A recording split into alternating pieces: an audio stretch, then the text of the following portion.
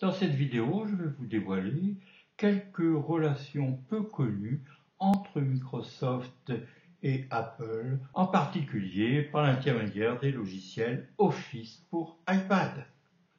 Word pour iPad, c'est ouvert. Maintenant, je vais toucher plus pour aller ouvrir un document Word qui est stocké dans iCloud Drive. Donc iCloud Drive, rappelons, c'est le nuage d'Apple. Donc je vais être dans le dossier public, dans le dossier fiche pratique, je vais toucher iPad modèle.docx et donc le document va maintenant s'ouvrir dans Word pour iPad. Je parcours rapidement le document, on y va donc du texte et des images au sujet de différents modèles d'iPad.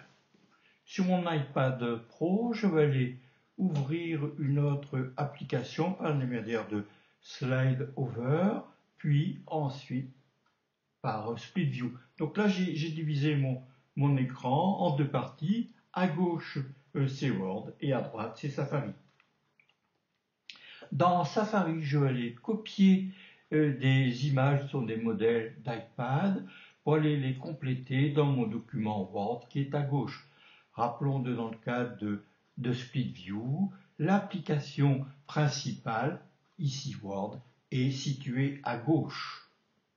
Là, j'ai copié une image, je vais appliquer un style autour de mon image. J'abandonne Split View pour revenir à mon document Word en entier, et donc là je le parcours et je rajouterai d'autres images dans le document. Voilà, donc je retourne, Slide Over, Split View, copier une image et ensuite la coller dans le document Word. Donc le document Word est à gauche et Safari est à droite. Donc je copie et maintenant je colle.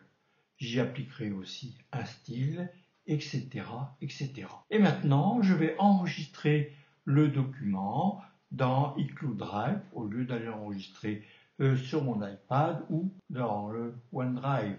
Donc rappelons encore que iCloud Drive, c'est le nuage d'Apple. Donc je vais dans le dossier public, donc je touche public et ensuite je touche le dossier fiche pratique et mon document sera enregistré dans fiche pratique. Voyons maintenant comment Word pour iPad c'est exporter des documents Word vers le logiciel Page de chez Apple. Je relance mon application Word pour iPad, je touche le document iPad modèle et mon document est maintenant ouvert. Donc maintenant je vais toucher sur l'outil Partager, envoyer une copie et ensuite je vais envoyer le document en format Word vers une autre application. Dans les applications proposées, je vais toucher Page, importer avec Page. Donc je touche importer avec Page. Le document Word est importé dans le logiciel Page pour iPad. Le document converti est maintenant enregistré dans l'environnement Page. Quelques inconvénients sont signalés au niveau des polices. Et maintenant, je vais aller rouvrir mon document dans Page. Et voilà, mon document est maintenant entièrement utilisable dans Page. Je peux y apporter des modifications et le resauvegarder. Je vais retourner dans Word pour aller exporter le document Word en format PDF dans eBooks pour iPad. Donc je touche Partager. Au niveau du format, je choisis PDF. Donc il y avait document Word tout à l'heure, maintenant je vais faire PDF.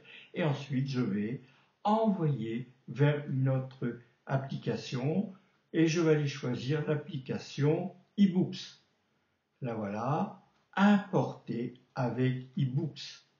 Et le document Word est maintenant converti en PDF et il est maintenant stocké dans la bibliothèque eBooks de l'iPad. Découvrons maintenant l'utilisation d'Apple Pencil dans PowerPoint pour iPad. Donc là, je vais lancer mon application PowerPoint pour iPad. Donc là, c'est un document PowerPoint qui me sert pour mes présentations. Je vais utiliser l'onglet Dessin, et dans l'onglet Dessin, on a accès au stylet Apple, c'est-à-dire au pencil. Donc là, je vais aller choisir une couleur, et là, j'entoure une partie du document. Et je peux aussi écrire sur ma présentation PowerPoint. Là, je vais entourer la capacité avec le stylo qui est maintenant en rouge, et je vais écrire une note. Bon, là, il y a une petite erreur, donc c'est pas iPod que je dois mettre. Je vais utiliser la gomme.